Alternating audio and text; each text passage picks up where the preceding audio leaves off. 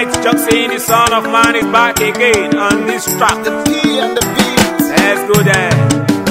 Awe mama nagbama sanyebu. Awe mama nagbama sanyebu.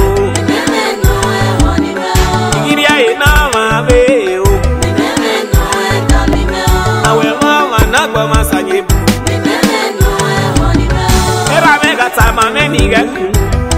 Iga imera o. Odo pa mano muhia o.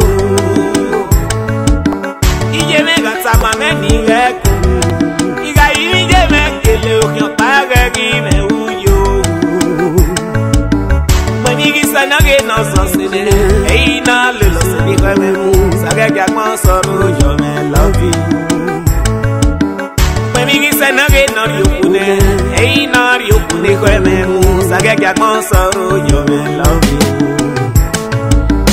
Awe mama nagbama sanyebu. Awe mama nagbama sanyebu. Igiria ina mabe o. Awe mama nagbama sanyebu. Oni eme weye me o.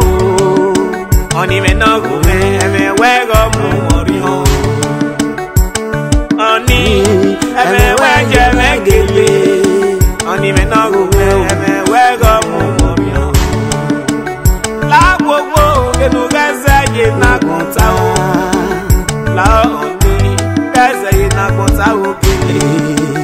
Agi mi ma ba pon pe na o na la yi.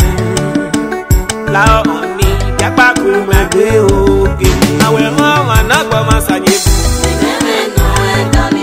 Awe mama nagbama sanyebu. Igiria ina mabe o.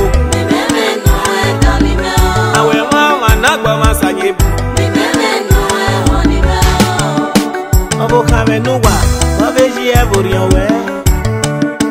Edali o, meri omo dobe, imana omewe. Edali me no go me, iri omo dobe o, imana omewe o.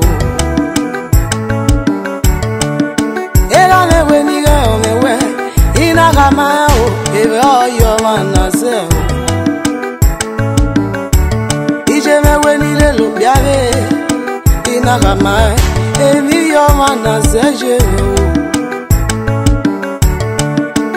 We meze, we ori omenaze, igi yo mudobe. We ize o, emi yo manase o dobe o, we nigi lele sufuve o. Odome no dome o, we ga ye kwe muwe.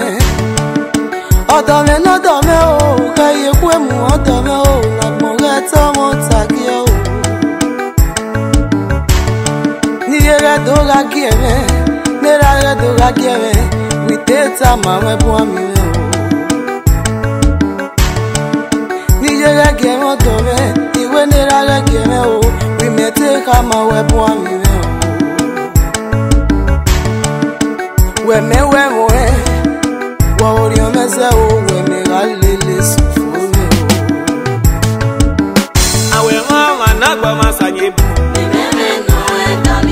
Awe mama nagbama sanyebu. Igiria ina mabe o. Awe mama nagbama sanyebu.